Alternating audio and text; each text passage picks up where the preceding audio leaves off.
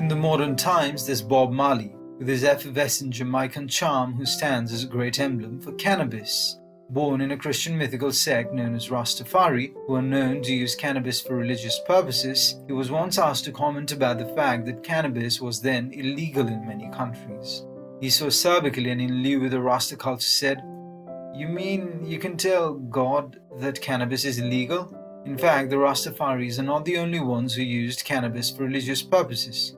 Hindus also inhale cannabis, especially in Mahashivratri, as one of the gods Shiva is so often falsely depicted as a consummate cannabis smoker, though there is a great debate in the Hindu community whether the modern form of cannabis is the same as that of bhang or ganja.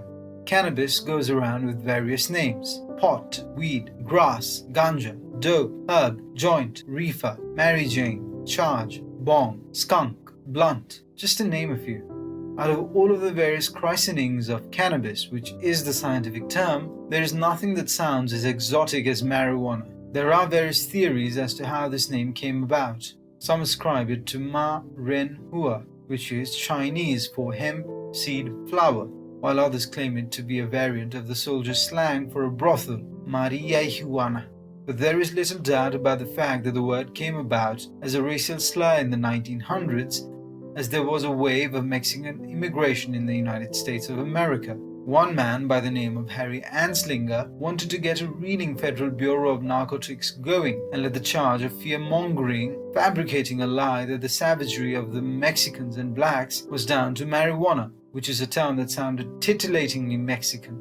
A plant that was dubbed cannabis pre-1900s and had never been problematic was all of a sudden marijuana and almost legally outlawed. But what did science have to say about Anslinger's purported demonic cannabis? Or what did history, for that matter? The first reported use of cannabis dates back to 2700 BC on a pharmacopoeia of the father of traditional Chinese medicine, Emperor Shen Nung. He recommended marijuana for more than 100 ailments. However, he also warned that if cannabis was consumed in excess, it would lead you to a world of ghosts.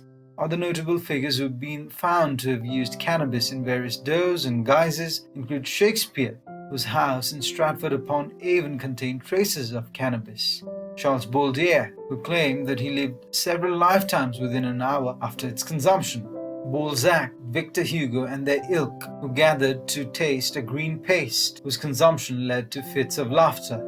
Even Queen Victoria's personal physician recommended cannabis to treat Her Majesty's menstrual cramps. Even Rasta females used to consume it for similar problems along with any pregnancy-related issues such as morning sickness and labor pain. It was not until the counterculture movement in the 1960s that cannabis got into the mainstream, with Bob Marley, Bob Dylan, the Beatles, and Allen Ginsberg leading the charge. In and around this time, individual components of cannabis were also being isolated, with the first one being THC, the component that makes you high. Then came CBD, the component that numbs your sensation in the body. With so much interest in the potential benefits of cannabis and the fact that it became possible to extract its chemicals, there came about scientific researchers galore. Cannabis also led to the discovery of the endocannabinoid system, which is associated with various conditions such as anxiety, pain, hunger, mood, memory, pain sensation, etc. The New England Journal of Medicine in 1975 published a report that showed that cannabis helped ease the problems like nausea and vomiting that comes along with chemotherapy. The American veterans that were fighting in the Vietnam War also smoked pot quite regularly to deal with their stress in the war-stricken climate. Even veterans who returned from the war used it to deal with post-traumatic stress disorder. Then there's Brownie May, who is also known as the Florence Nightingale of cannabis, who distributed more than 14,000 brownies made with cannabis to patients afflicted with HIV/AIDS to ease their pain in the San Francisco General Hospital's AIDS ward.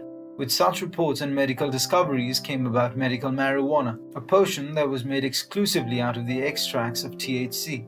However, as with any such drug, a pure extract did not work as well as the plant itself. This led to Sativex, a drug that had THC along with CBD and the traces of other compounds found in cannabis. Some countries started to reverse their policies, with Netherlands leading the way and lifting the ban on cannabis. In 1992, The Frankfurt Charter was signed with 17 major European cities agreeing to tolerate the use of cannabis socially. Some states in the United States followed the trend, with San Francisco leading the charge, lifting the ban on cannabis. But despite it all, the science on cannabis is still not settled. In 2017, the biggest review of all of the findings of reports in scientific literature in cannabis from 1999 to 2017 was conducted by the National Academy of Science, Engineering and Medicine. This study found that cannabis is great for treating chronic pain, offering a healthy alternative to painkillers, which take thousands of lives each year due to overdose. And such wonderful therapeutic ability was also discovered for treating multiple sclerosis. On the opposite spectrum, there was a hard blow to the ones who claim cannabis is a magical potion. The report showed substantial evidence of a link between the use of pot and increased risk of schizophrenia, bronchitis, car crash, and low birth weights of children of pregnant ladies who consume it. There were also no significant findings that established cannabis as the cure to cancer, drug addiction, Parkinson's or Huntington's disease, which is so spuriously claimed by cannabis fanatics. The study also had severe limitations. Whether cannabis helps to cure cancer, or it helped to reduce testicular cancer, or resulted in better outcomes after traumatic brain injury, or helped in appetite or weight loss associated with HIV have not been answered definitively. Dietary science is tricky. There are so many things that could affect your health, ranging from your sleep patterns, to your exercise regime, your genetic makeup, to the quality of the food intake, etc. This is why finding hard evidence that finally settles the decades-old argument whether cannabis is overall fit for consumption and in what shades and form will take a long time. Until then, the difficult thing to do is to accept that cannabis has a dualistic nature, just like the Hindu god Shiva, with whom it has been so wrongly associated with.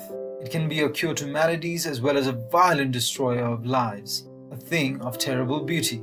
It is a potion whose subtleties must be carefully examined before bandying words around carelessly, like Anslinger, who claimed that Frankenstein wouldn't stand a chance against the monster that is marijuana, or the people who claim cannabis is a flawless elixir.